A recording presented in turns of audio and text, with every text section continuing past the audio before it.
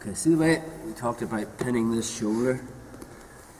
Very hard for Carl to turn into me. He has to turn away. So again, that detail was watching you guys drill this, switching this grips everything.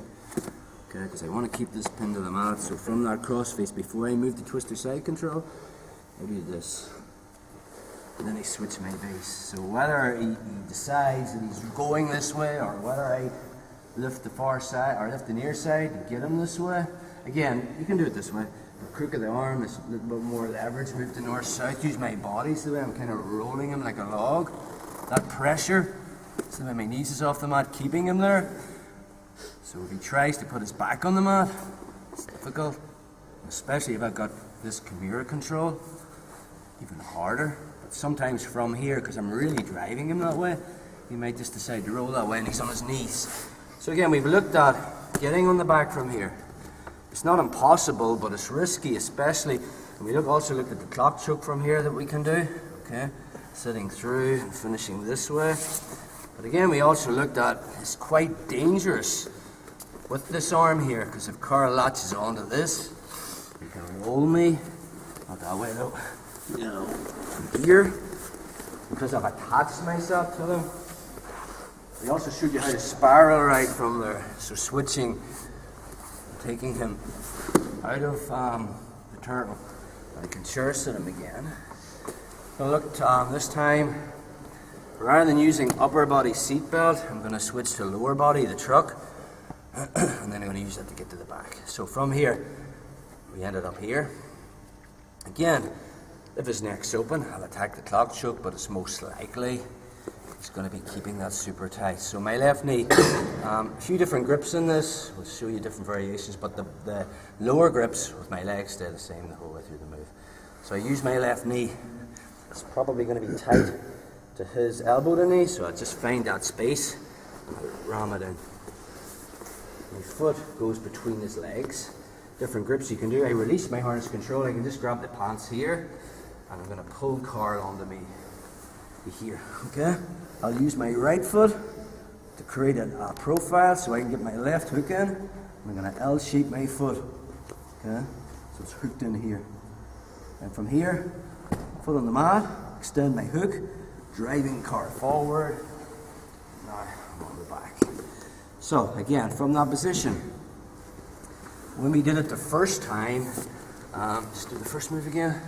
We hit the choke in transition, which is always the best way. So when I got to there, when I rolled this way, I was already into the choke before I got onto the back. Does that make sense? But sometimes when you get to the back, yeah, and I try to hit that choke, and I'm on the back, Carl's already defending. It's difficult even to get this grip, but let's just say I get it. For me now to switch to the bow and arrow, it's difficult. Why? Because he's already got this grip. He's probably got wrist control and pulling on my arm. And already he's created a space, okay, between his neck and my arm. And now it just becomes a battle of arm strength, and it's going to be very, very difficult. So again, if he gets this grip, I'm going to switch to just a different choke. So again, it's not about knowing, 20 chokes from the back, just know 2 or 3 and how to link them together.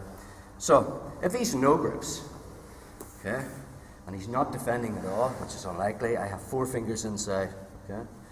From here, I'll take the slack out with my other hand, which is my double lapel choke. I'm ear to ear, and I just use my shoulder's driving into the back of Carl's neck. So I use this, okay, just to drive in. I'll usually hit this before the bow and arrow. I like the bow and arrow to hit in transition. But again, it's unlikely, he's going to let you do this. And the minute he makes that space, okay, already that snugness that I have against his jugular disappeared. So, and it's hard for me to get that snugness with a 4-fingered grip, so I'm just going to switch to 2 fingers, okay? So rather than 4, I'm going to use 2, and I'm going to turn my wrist up as if I'm looking at my watch, okay? From this position, my left hand still takes the slack out of the gi, but my arm's really loose. It's like a rope around his neck, okay?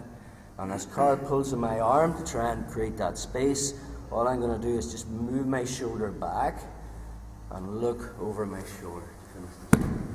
Okay, that's quite a relaxed arm. Okay, you need to feel it to get it. That's upper body movement, lower body movement. Okay, I pinch my knees together and engage my hips. Okay, like that. So when I do that, that's my choke. Okay, so just a bit of it again. Just go from the start. Yeah, just from here. So side control. I switch my grip because I want to pin the far side. Then I switch the twister side control, hoping he'll turn. When he does, he goes all the way to his knees. Again, he'd be looking to come all the way around to face me and sit on the spot and play his guard. I'm going to stay there. But I want to fill that space straight away. Again, I'm reluctantly going to not put this arm in here in case he clamps it and gives me problems. So rather than getting into a battle that I don't want, I'm going to switch from upper body control to lower body control. So I'm going to bring my left knee just into this space here. So even when he tucks super tight, there'll always be, even if there's a connection there, there'll always be a space for me to push that knee in. Okay? My foot comes between his legs. I can grab I can grab the pants if it's gi. Sometimes you can get lower body control, like if it's no gi, I'll just control the far hip. So I'll pull in here, and when I pull back, okay, I want to get my first hook in.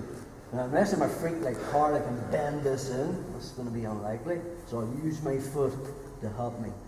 So to create a profile, so my first hook comes in, and I L-shape my foot. So I've got a hook here. Okay.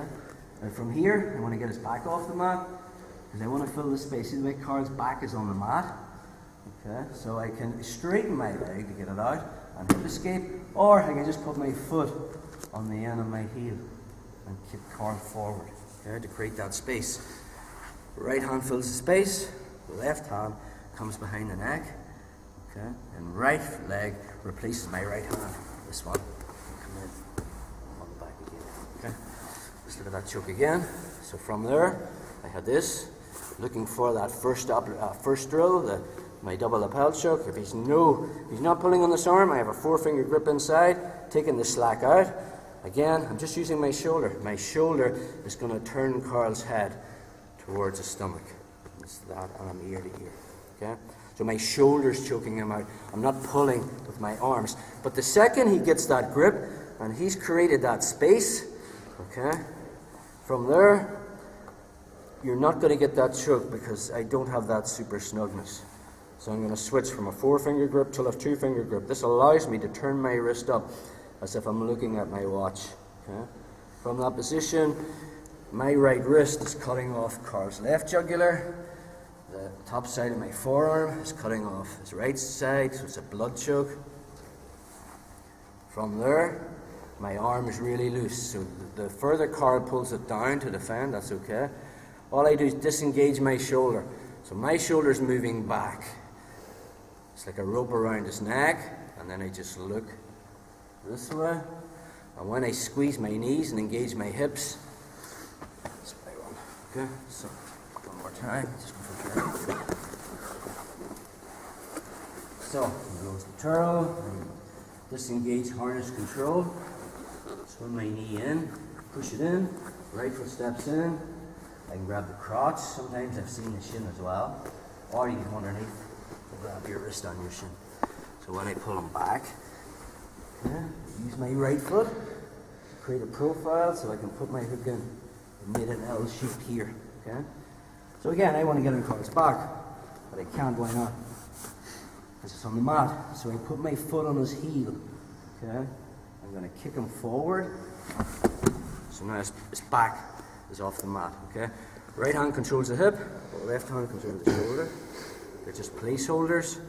And now I take away my right hand, replace it with my right foot. I'm on the back. So I'll be hitting that choke straight away.